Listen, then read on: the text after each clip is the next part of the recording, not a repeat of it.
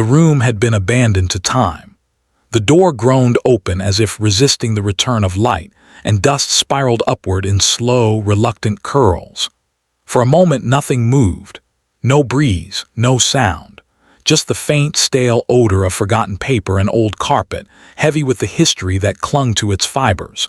It felt like stepping into a paused memory, frozen, waiting, unwilling to fade. The investigator let the dimness settle over him, breathing in the stillness that had guarded the truth for decades. This was where the quiet began. This was where the quiet first fractured. That quiet belonged to Lena Marlow, age 27, a name scattered through the earliest case files like faint echoes of a life that never had the chance to continue.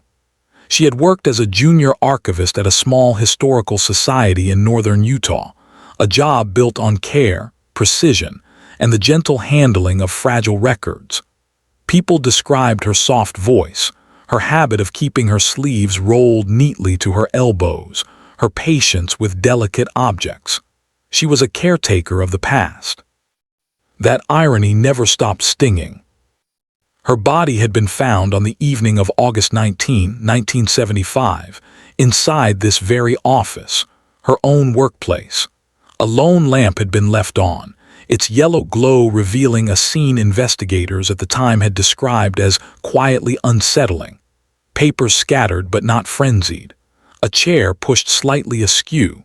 A window half open though no one remembered leaving it that way. A single file missing from the archive's locked drawer. A strange imbalance, neither chaos nor order, suggesting something had gone wrong with careful intention. Standing there now, decades later, the investigator felt the gravity of old failure. The cold case remained cold because nothing had shimmered with obvious guilt. The original team had walked through here and seen only fragments without pattern. Interviews led nowhere. Evidence was thin, delicate as the papers Lena loved. And so the years swallowed the case until it became another historical artifact of the county's unresolved grief. The investigator stepped deeper into the room. The floor creaked under his weight, faint but distinct. He paused, sensing the distance between what was known and what had been missed. His eyes moved slowly, deliberately, tracing the outlines of the room.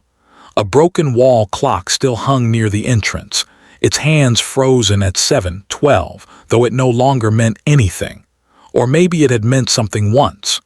Time had eroded certainty until only doubt remained. He reached the desk where Lena's final hour had played out. His palm hovered above the wood, not touching. In his mind, he saw her seated here, bent slightly forward, sorting the fragile documents that were likely still scattered across the surface when she was found. The faint scratch of paper, the low hum of the lamp, the way the building settled at night, soft groans of old timber cooling in the desert air. He imagined her lifting her head at a sound, a footstep, a voice, something small enough to dismiss for a moment until it was too late. No loud struggle had ever been reported. No neighbors heard anything. No one witnessed a hurried departure, just silence, heavy silence. The investigator let his breath out slowly. His memories of the early reports drifted back. A mention of a missing file, one that documented property disputes from the late 1950s. A note about Lena spending that week reviewing older logs for a community research project. A vague comment from her coworker about her being distracted lately, maybe worried about something. None of it had led anywhere. He looked again at the faint scratches on the desk surface, marks that had been cataloged, photographed, studied. Yet they still felt like unanswered questions etched into the wood. He stepped back and looked toward the window. Outside, the late afternoon light pressed weakly through the dusty glass, casting a muted glow that felt almost like candlelight. Here, the past held its breath. Here, a life had been taken without noise. Here, the truth waited, patient and untouched. And now, after 40 years, the investigator had returned to touch the ghosts again. Case reopens due to discovery of new crucial evidence. The case had rested in storage long enough to gather a second skin of dust, thick, pale, untouched since its last review 15 years earlier. But the phone call that revived it came unexpectedly, delivered in halting sentences by a clerk who sounded unsure whether the detail she found mattered at all. It did. Inside the aging courthouse basement, while reorganizing property documents, she had come across a mislabeled envelope sealed with brittle tape. The handwriting on the front was unmistakably from the 1970s, thin, looping cursive spelling out Marlow, L. Inside was a single photograph, a grainy image of the archive's back entrance, taken at twilight. In the corner of the frame stood a figure partially obscured, the silhouette turned away, coat collar raised.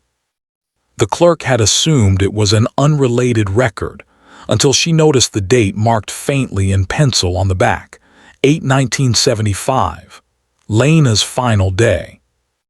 The photograph should not have existed. No such image had ever been logged as evidence. It wasn't part of the original file, and yet here it was, surfacing long after everyone had stopped waiting. When the investigator first held the photo, he felt a small, measured jolt, nothing dramatic but enough to shift the quiet. The paper was thin, worn at the edges. The ink had faded slightly, but the timestamp was clear enough, and the angle of the shot suggested someone standing just outside the property line, facing the rear entrance as though waiting. He studied the silhouette, shoulders hunched, shape unfamiliar, the blur of a sleeve reflecting low sunlight. Whoever it was, they didn't appear surprised. They looked positioned, present with purpose. The investigator set the photo down on the table in the dim case review room. He waited, listening to the low hum of the building, the distant knock of a heating vent. The moment had gravity, the kind that comes when the past, long dormant, finally shifts. He knew the rules. New evidence meant new review. The case reopened officially, files pulled from storage, numbers reassigned, and the familiar stack of brittle reports returned to the light. He felt their weight, not heavy but significant. Old pages held history differently. They seemed to breathe memory. He spread the original documents out carefully. The smell of dry paper rose softly. He scanned each page with quiet determination, letting the details resurface. Lena's background, her routine, her coworkers' statements, the timeline reconstructed from last known movements. He paused over the inventory of her belongings that night. A watch, 2 rings, a small notebook, a key. And of course, the missing file she had been working on, never recovered. He returned to the photograph. His fingertips brushed the edge lightly as if it might crumble. Why had it been hidden? And why labeled incorrectly? Someone had taken it before the police arrived, or someone had chosen not to hand it over. That decision, small and almost invisible across decades, was enough to reopen everything. He leaned back in his chair, listening to the soft crackle of shifting paper. The silence around him felt dense, watchful. Something was changing, slowly but unmistakably. The photograph introduced a new trajectory, one grounded not in speculation but in logical fracture. A small error, a subtle omission, a clue embedded in routine mishandling. The case no longer felt static. It felt awake. Investigator examines past reports to identify overlooked details. He began with the original scene sketches, hand-drawn diagrams mapping Lena's office, the desk orientation, the window's angle, the exact position of each scattered document. Lines intersected like threads of faint logic. He traced them with his eyes, letting the spatial memory settle. One detail resurfaced with uncomfortable clarity. The sketches showed the window open 12 inches, but one officer's statement described it as slightly cracked open. Another wrote open enough to let in evening air. The inconsistency was subtle, nearly forgettable, yet the difference between 2 inches and 12 mattered, especially for entry or exit. He pulled the first responder statements. Their handwriting varied: sharp, blunt, rushed. In one margin a note had been scribbled: "Draft strong tonight, papers moved." But the weather logs for that evening recorded calm air, almost unnaturally still. He tapped the page lightly. Still air meant no natural scatter. The papers on Lena's desk had been disturbed by something else. Beside him, the photograph waited quietly. He turned to the interviews next. Co-workers, neighbors, the cleaning staff, everyone whose routine intersected with the archive. Their words floated back in hesitant fragments. "Didn't hear anything unusual. She seemed distracted the past week. She mentioned finding something odd in the records, but she didn't say what. There was a man who came in asking about old property maps. Fragments, thread thin, nothing more." He underlined the last comment. "Property maps, disputes, missing file, archive." He checked the date of that interview. August 14, 1975, 5 days before her death. The man had never been identified. His description was vague: average height, dark jacket, polite but persistent. The investigator let the pen rest between his fingers. Something shifted faintly in the air, an intuitive flicker, not emotion but pattern recognition. The kind that emerges only after long hours of controlled, precise examination. He pulled another folder, the facility maintenance logs. That week, a repair had been scheduled for the back entrance lock, completed on August 18, the day before Lena died. The contractor's report noted loose fitting corrected, latch realigned. He aligned the photo beside the report, the silhouette facing the back entrance, the repaired lock, the missing file. Small things, quiet things, none explosive, all logical. He turned again to the sketch of the window. 12 inches open, enough for someone to reach inside, or enough for them to leave something behind. He scanned the evidence list. No fingerprints on the window frame, none on the outer ledge, none on the inside latch. Too clean. He looked slowly around the dim room, feeling the weight of years settle like dust on his shoulders. Every document whispered a different fragment of truth. Some quiet, some reluctant, all incomplete. But there, in the spaces between silence and record, something had been overlooked. A detail so small it had survived untouched. A detail Lena might have noticed first. The investigator leaned forward, eyes narrowing as he re-examined the photograph. The silhouette's left hand, barely visible, hung at an angle that seemed almost unnatural, as if holding something thin, rectangular. A file. Maybe the missing one. Maybe not. But the logic held. A breath escaped him, slow, controlled. The past was no longer silent. It was aligning. The investigator began assembling the suspect board the same way he had years earlier, quietly, methodically, every detail placed with deliberate restraint. Nothing pinned until examined twice. Nothing assumed. The photograph lay in the center, a faint gravitational pull holding scattered fragments of the past together. The first potential suspect had appeared in the earlier interviews. Caleb Rowan, the maintenance contractor who repaired the back entrance lock the day before Lena's final shift. His name had been recorded without much scrutiny. At the time, he had given a straightforward explanation: routine maintenance, signed off without issue, no reason to return afterward. His alibi placed him at home with his father that evening, a detail supported by the father's calm, steady statement.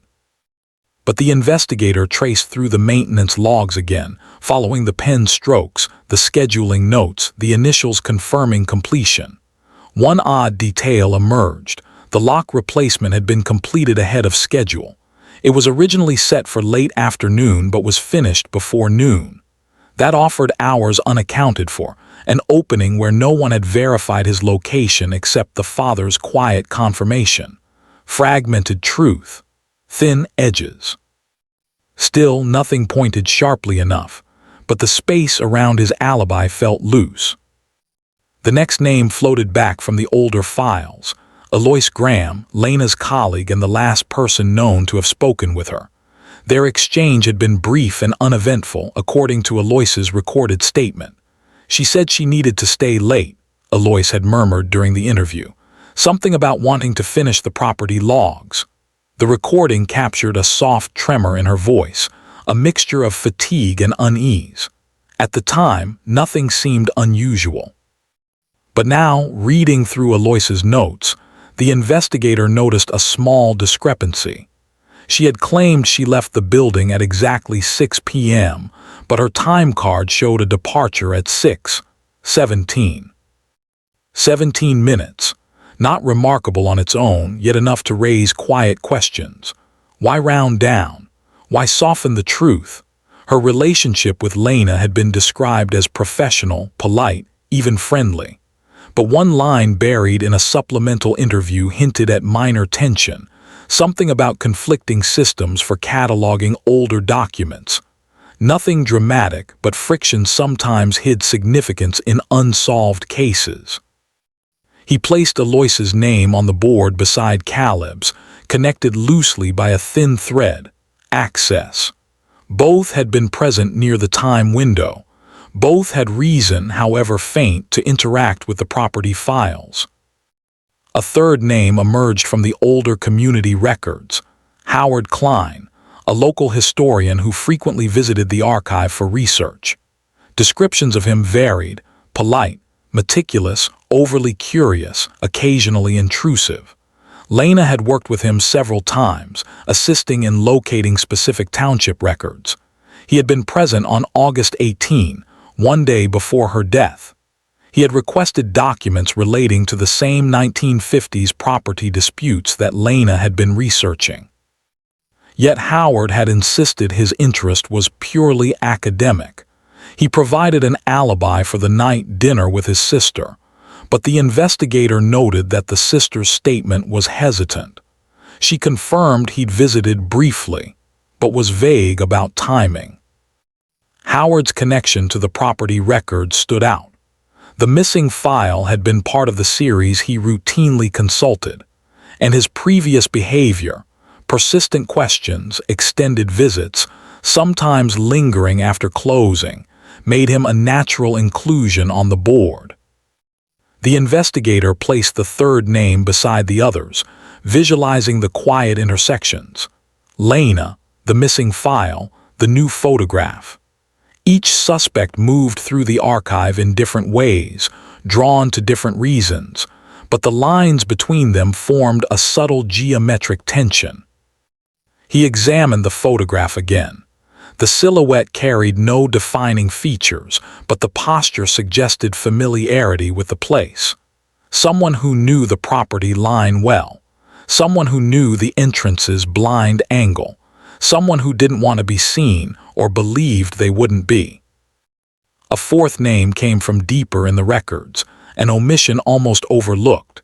Jonas Vale, a former city planning clerk who had accessed the archive 2 weeks before Lena's death. His signature appeared only once, requesting older dispute records. At first, nothing suggested relevance, but a brief note from the initial investigator team mentioned that Jonas had resigned abruptly the following month.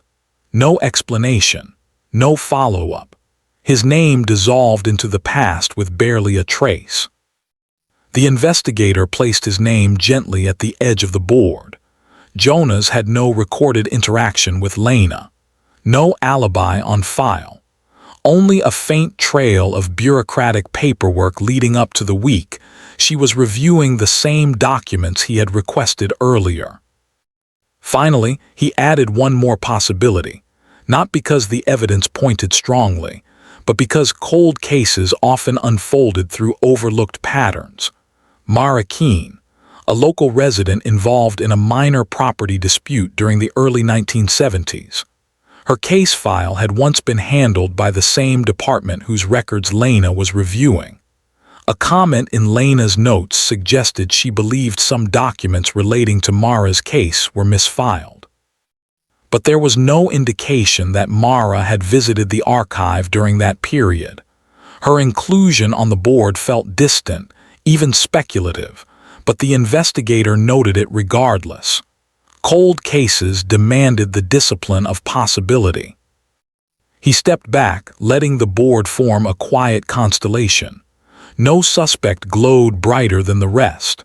No obvious motive surfaced. Every name carried weight yet floated uncertainly through the narrative of that week. And at the center, Lena, the missing file, and the silent back entrance. The investigator inhaled, slow and controlled. The office around him felt smaller, walls drawing in as though the past were leaning closer. Each suspect had lived their life forward while Lena's had ended quietly, without resolution. And now their histories were being sifted again with cautious precision.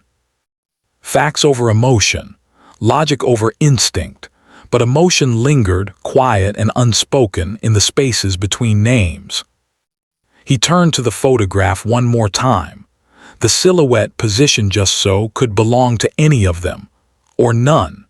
The uncertainty was steady but not stagnant. Somewhere in the overlap of their movements, the truth waited, unassuming, small, patient. Clues emerged slowly, linking inconsistencies to emotional conflicts. The investigator began revisiting the archival review logs Lena had signed during her final week. Each entry carried the neat, even strokes of her handwriting, dates, file numbers, brief notations about inconsistencies she had spotted across older property records. One line in particular caught his attention. It was dated August 18, the day before everything changed. Discrepancy in parcel boundaries, older map conflicting with revised version, need to cross-check signatures. Simple words, measured tone, but beneath them was a faint tremor, the kind of detail only a careful archivist would notice. Something that might seem trivial, yet quietly destabilizing if it hinted at deeper errors. He turned the page slowly. Another note appeared, possible misfile, verify original. No further explanation. No file number listed. The investigator felt a subtle tightening in his chest, an emotional restraint shaped by years of approaching truth with caution. Lena had found something small but structurally significant.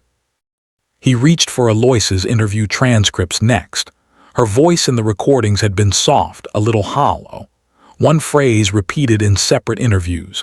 She didn't tell me much, just that she was trying to finish something. But the way she spoke carried weight, uncertainty, maybe reluctance. The investigator replayed the audio in his mind, the hesitant pauses, the faint swallow between sentences. These were signs of emotional pressure, not guilt necessarily, but something unsettled beneath the surface. Aloysius had worked closely with Lena. Their methods differed. Their workloads overlapped. Conflicts in archival systems, however minor, could build into quiet tension. Sometimes emotional conflicts lingered in silence rather than confrontation. He moved next to the maintenance logs again, this time searching for irregularities connected to Caleb. A brief note near the bottom of one page caught his eye. Follow-up check requested by staff, but no staff member had ever mentioned submitting such a request. The reason field was blank. The signature was unclear, almost smudged. He compared the smudge with other initials. Not a match. Someone else had asked for that lock to be reviewed again shortly before Lena's final shift. The absence of context, combined with the new photograph, sharpened the room's quietness. A small inconsistency, a tiny fracture. Howard's records offered another. In the visitor logs, his signature appeared on August 18, but a faint smear of ink suggested he had paused while signing, as though thinking, hesitating, or returning to correct something. Not significant in itself, but when paired with his vague alibi, the pattern felt more emotionally weighted than accidental. The investigator found a margin note in the original reports describing Howard as overly invested in property line accuracy. A harmless trait in most historian work, but paired with a missing file that contained conflicting parcel data, it became a potential pressure point, an emotional tether to the truth Lena had been assembling. Then came Jonas. The more the investigator searched, the more Jonas's abrupt resignation felt meaningful. Inside an old personnel document lay a short paragraph summarizing his request to leave. Personal reasons, difficulty reconciling documentation. Cold wording. Clinical. But the phrase difficulty reconciling documentation aligned too closely with Lena's own notes. They might have uncovered similar issues years apart. His file contained a single disciplinary note, unauthorized removal of internal drafts, verbal warning issued. Quiet misconduct. Not criminal, but suggestive. Someone who blurred boundaries between official records and personal use. Someone who might panic if inconsistencies threatened to surface. The investigator placed his notes aside, letting the room breathe. He rotated the photograph again. The silhouette was angled slightly toward the left, toward the window later found open. The stance suggested anticipation, not confrontation, someone waiting for a moment of access. He reviewed the weather logs again. Calm, silent air on the night of August 19. Papers could not have scattered naturally. They had been moved by someone in the room, perhaps in haste, perhaps with controlled intent. The absence of fingerprints indicated wiping or gloves, both purposeful actions. He lifted another old evidence sheet, one that mentioned a faint scuff mark near the desk. It had been dismissed at the time as routine movement, but the shape resembled a small pivot, not a slide. Someone turning abruptly, someone reacting. Emotion lived in movement, hesitation, tension, fear. The scuff was a footprint of such a moment. The investigator exhaled softly. Every clue that surfaced felt anchored not in coincidence but in subtle emotional friction, small conflicts between routine and reality. Property disputes, misfiled documents, personal investment, quiet anxiety, and all of it orbiting Lena's discovery. He returned to her notes. Repeated phrases emerged. Cross-check signatures. Inconsistency in boundary. Verify original. He imagined her leaning over the documents late at night, tracing the lines with steady fingers, sensing, not knowing yet, that something was off, something small, something dangerous in its implications. The logic formed gradually, like sediment settling. The emotional undercurrent, though restrained, was present in each inconsistency. Someone else had noticed what she noticed. Someone else felt threatened by what she might confirm. Someone else had reason to visit the archive after hours. The pattern was quiet, but it was tightening. Unexpected twist reveals the least suspected person as killer. The twist must arise logically, not suddenly. It must come from layered detail rather than shock.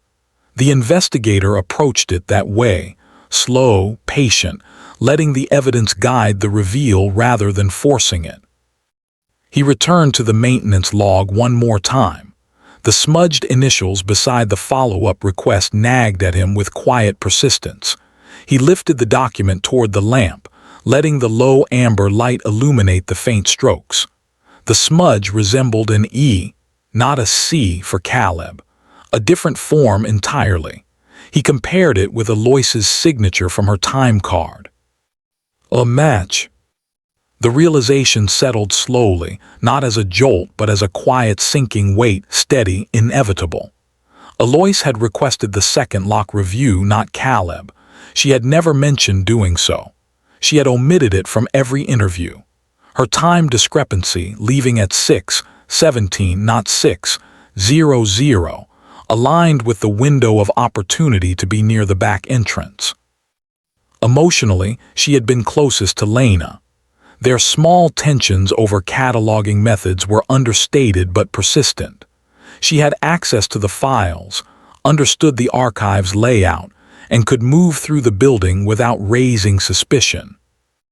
The investigator reviewed Lena's notes again. One line caught the light differently. Catalog variant corrected by E.G. Alois Graham. They had worked together on the disputed documents. Lena had found the inconsistency. Alois had corrected something, maybe incorrectly, maybe intentionally. If Lena uncovered that the corrected catalog was flawed or misleading, even unintentionally, it could create quiet panic. A professional fear, not dramatic but real. He studied the photograph again.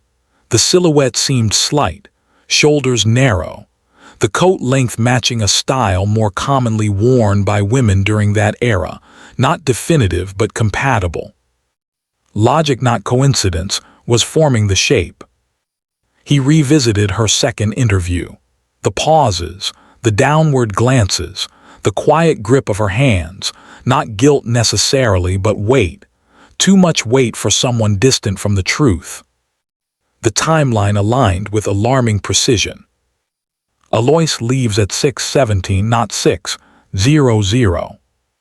She requests the back lock review, unexplained. She corrects the variant Lena later investigated. She is the last person to see Lena alive.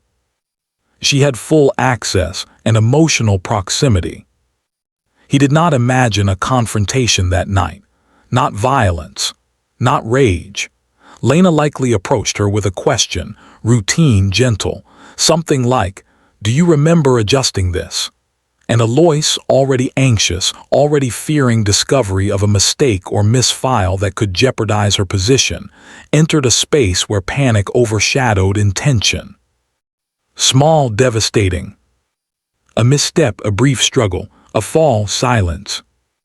No loud noise, no witnesses, just the heavy stillness of the archive room. The missing file, perhaps taken in panic, hidden, never recovered, not to erase truth entirely but to buy time, enough time that time itself swallowed evidence. The investigator felt the weight in his chest, not triumph, not clarity, but something muted, human. The twist was never meant to be dramatic. It was meant to be ordinary in the most unsettling way. Alois Graham, whisper-soft voice, measured steps, patient with old ink, was the least suspected. Her life had drifted forward quietly after Lena's death, marked by routine work, stable records, and no signs of disruption. The kind of life people rarely question. But logic questioned it now. He closed the folder slowly. The truth settled with clinical precision, each detail aligned with intent but not malice, fear mixed with error, emotional conflict tipping into irreversible consequence. The twist was small.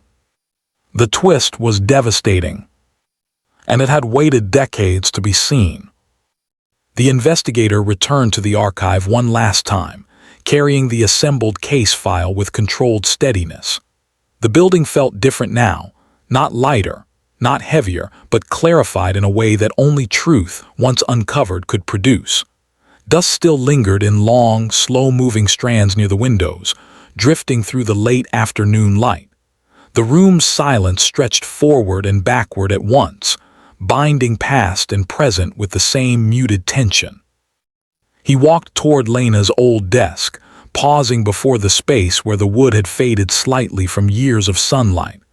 The faint scratches were still there, unchanged, unremarkable except for the way knowing their origin altered their shape.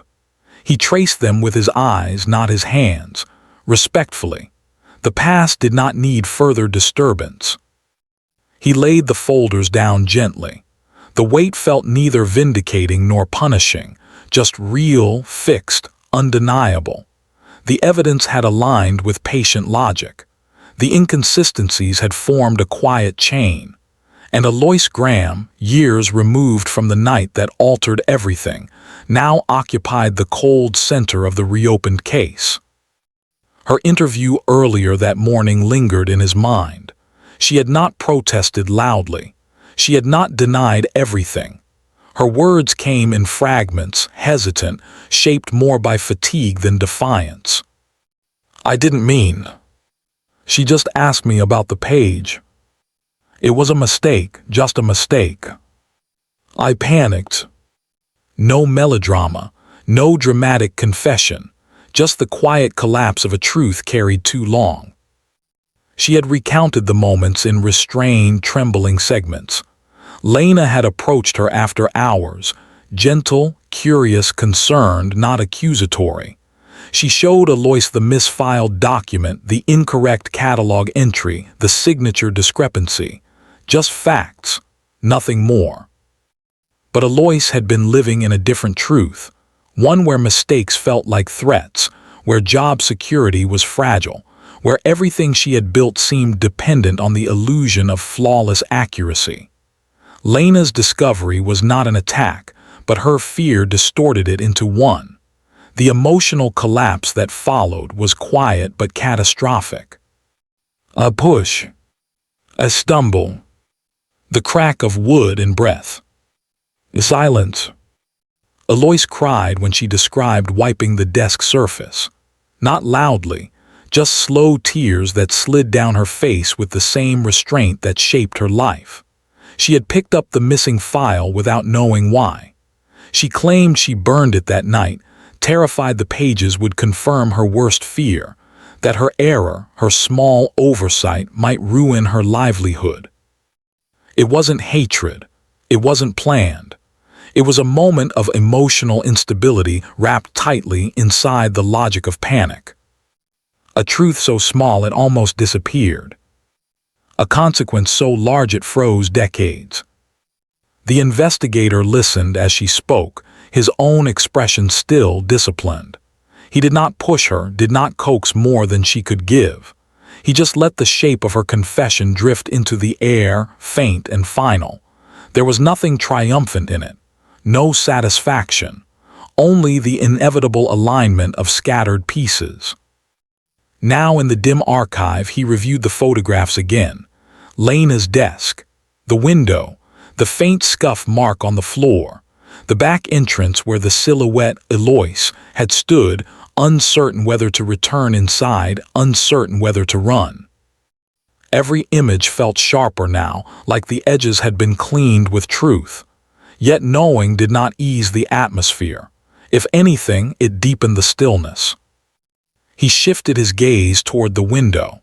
The desert light had begun to fade into the blue-gray that arrived before dusk. Shadows gathered in the corners, gentle but certain. He remembered the weather log from that night, calm, unmoving air that offered no clue.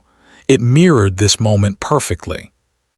Cold cases were rarely stories of cunning masterminds or grand deceptions. They were usually the accumulation of small human errors, overlooked details, misinterpreted reactions, quiet failings hidden beneath routine.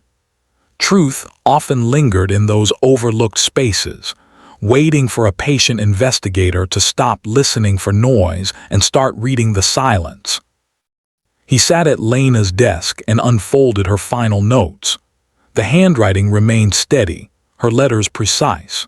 She had spent her last hours doing the work she loved, cross-checking truth against time, preserving accuracy for future generations.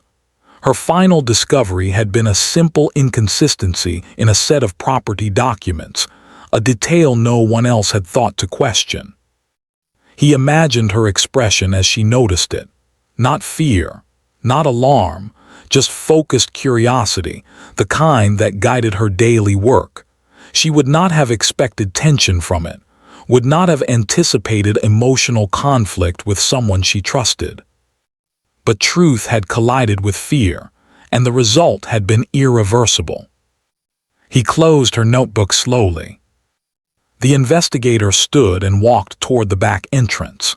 The door still bore faint marks from its repairs decades earlier. The latch had loosened again over the years. Buildings aged the same way cases did, quietly, subtly, without drawing attention. He touched the metal lightly. It was cool under his fingers, unmoved by the weight of history. Outside, the ground sloped gently toward the rear lot. He could imagine Alois standing there in 1975, coat collar raised, uncertain, holding the file she didn't know what to do with. She'd waited in the shadows, breathing unevenly, while the last of the daylight drained from the sky. Her panic had no audience. Her fear had no witness. That was the tragedy woven inside the logic, the emotional underside of a case that seemed, on the surface, purely procedural. Lena had died not because she uncovered corruption, not because she threatened powerful interests, not because she stumbled into danger. She died because two human lives intersected at the wrong emotional moment, one curious, one afraid. The investigator stepped back inside. The hallway felt colder now, though the temperature had not changed.